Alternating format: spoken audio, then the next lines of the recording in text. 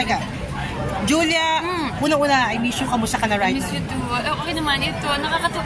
Kailan nang nakita kami ni Tito Joan? Maglipon. Yes. Tsaka yung grupo niya, nag-fundraiser for Rhea Bella. Kami ng anak ko, pumunta. Ayun, napagtripan ko tuloy si Tito Jo.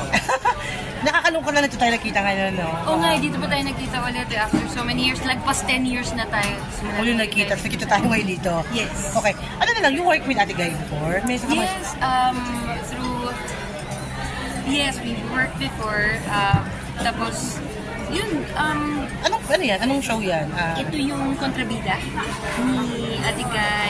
Yung Tapos si Jody Santa Maria. Nandun ka? Yes, okay. Mga huli ni Ate Guy. Okay. Na hindi pa napapalabas.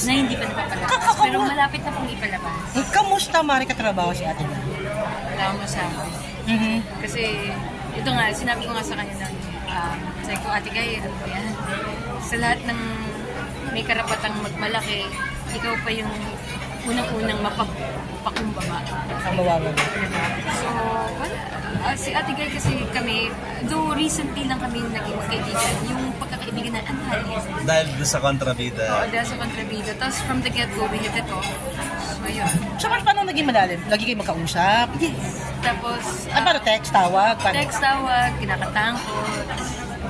Biroan kami. Tawag ko sa kanya, pare. Huling message ko nga sa kanya, voice message pa. Napakinggan ko lang kanya. Nagbibiroan kami. Kasi ko, basta, I love you, pare. Tapos yun, mahihain si Ate Guy. She's very humble. She refuses to accept gifts or anything from other people. She prefers that she is the one to give to others. So I guess aside from her artistic legacy, the core of it all is just her heart and how it speaks to other people. She's a very giving person. She would rather give than accept. Yun yung mga fondest memories mo sa kanya. Bukod doon, meron pa bang iba na shooting? Kaya naiyak ako kanina nang pumunta ako dun sa Kabawi, Ate Guy. Kasi nakapigil na siya. Kasi kami, pag nag-uusap kami na, mata-mata na. Yung pag nagtinginan, nagkakaintindihan na kami. So, yun ang pinaka-mamimiss ko. Tapos huling kita ko sa kanya, nakapigil na siya. Sabi ko, wala, paano tayo mata-mata? Okay. Napakalaking gumawa ng show business, ano? So, it's an honor na makatrabaho ang isang Ate Guy. At least before... Bago siya mawala. First time yun? Yes, in a film. Kami nga Ate Guy, first time namin. Tapos, kahit sinanong ko siguro talagang karangalan ko, kahit makilala man lang si Ate Guy, masilayan niya man lang malaking karangalan na po yun. So, para po sa akin, napakalaking blessing na po yung makasama ko sa akin. Kumbaga sa dami po ng mga tao na paligid, napili po niya ako. What is your first reaction when you heard niya she passed away? How do you know about it? Ayoko maniwala. Hanggang siya nakikita, parang ang hirap maniwala. So, ang hirap. Siguro ito take a while. Paano mo natanggap yung balita? Nabasa mo ba? Nabasa mo siya nung una? Nabasa ko kay Direct Naniwala ka na sa Direct Adult. And kanino mo ka-confirm? Ito confirmation. Ito na nakita mo na siya mismo. Julia, namiss kita. How are you right now? Dami natin pinagsamahan. Oo naman. Lalo nagsisimula pa lang ako. Nung, di ba? Alam mo, napunta ako sa bahay namin. Alam mo yan. Pero, kamusta ang buhay ngayon? Mabuti naman po. Mabuti po yung asawa ko. He's a very good provider. He's very gentle and he looks after me and our whole family. Napakabuti po ng asawa ko. Wala po akong masasabi. Hindi ba na-miss ka na ba? Parang nami-miss ka na ng mga fans eh. Oo. Tumugtog ka na, di ba? Oo nga, miss ko rin. Pero kasi talagang pinili ko muna pamilya. Sana po mapapigyan muna nila na kasi buong pamilya. Yun talaga mahalaga yun.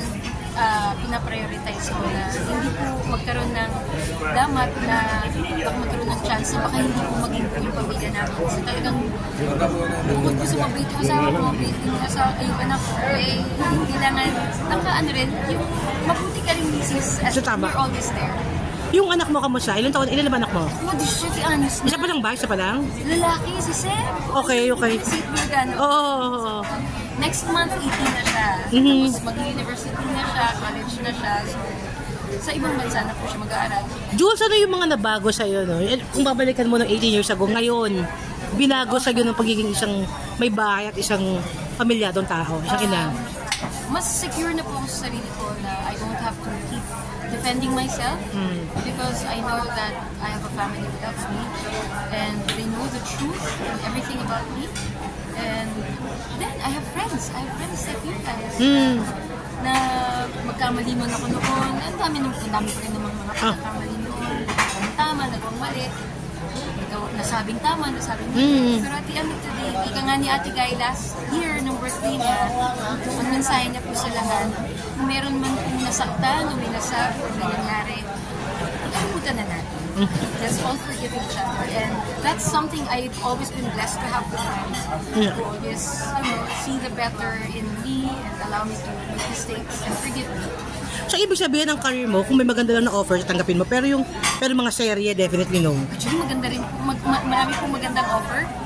Pero priority ko po muna. Kikira pa ng Pixar choice. Unakan po talaga ako na pamilya po muna. Sana po, kung dumating yung panahon, at marami pa rin pong magagandang offer, pwede ko nang tanggapin. Part of It Bulaga before, di ba? And they will always be part of my heart. Hindi ka ba nila inimbitahan na bumalik uli? Ngayon, Oo, naiimbitahan naman po. Oo, lalo na sa mga Lenten, gano'n, kaya mga guesting. Kaso natataunan, nag-aaral po ako sa abroad. Nag-aaral ka? Hindi naman siya university kasi may kurso na rin naman po. Anong course ang kinuha? Ano siya? I'm studying Spanish. Spanish? Yes. Oh my God. Espanyol. bakit yun? Nakahiligan ko lang po kasi napansin ng asawa ko, mabutis po ako makapick up ng lingwahe ng ibang bansa.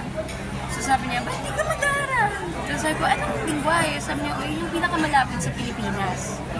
Spanish. Spanish, which is... May ba tayo, Julia, nung nalaman mo yung nangyari sa Itbulaga, di ba? Naging part ka for a long time ng Itbulaga. Yung nangyari sa tip and everything. And everything. Ano yung reaction mo that time? Gulat.